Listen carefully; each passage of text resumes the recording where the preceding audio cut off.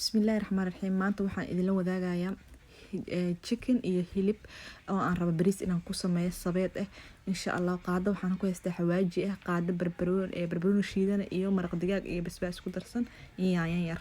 Insha Allah intaas waxaan rabaa inaan hilibka si fiican ugu soo dhex walaaqo. Hadda waan ku soo daray chickenki si fiican ayaan isku dhex gelinayaa. Ka bacdina waxaan gelinayaa furunka meel kale ma geynayo insha Allah tacaala. saasaan sameynayaa marka aad iyo aad ay u macaan yahay marka sidaan loo sameeyo hoos la kaliyo insha Allah tacaala waa ka heli doontiin. wax saas u weyn ma ahan, waa wax yar oo iska fudud macaan bariis sabeed aso xasuusanaysin. bis hadda waa dhamaatay. inta waxaan ku haystaa basal, qaado oo xawaaji toon dhowr xabbe qaado maraq digaaga iyo kabsar shiidan. intaasaan rabaa inaan isku soo shiisho. digsi waxaa ii saarayaan dabka, waxaa iigu jiro saliid yar oo adig koob haafkiisa camal bariiska aan karanayo insha Allah waa 2 kiilo camal. waa kana waa soo biyeysta bariiskii idimaana tusin 2 kiilo ayaan waxaan biyo ku rarsada 2 saacadood ka hor.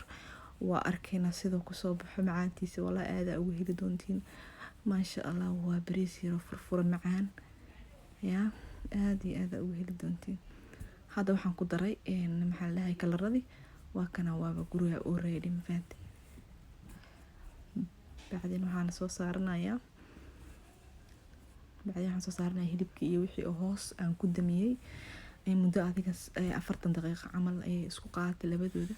waa kana hilibkii maasha Allah baradhadii qurux waa ka heli doontiin aan ku dhahay. waa wax yar fudud sab camal suuniya sidin habaroobay. hadaa ka heshiin like subscribe waxa waay waxyaabo badan ay idin soo gelinayaan insha Allah tacaala.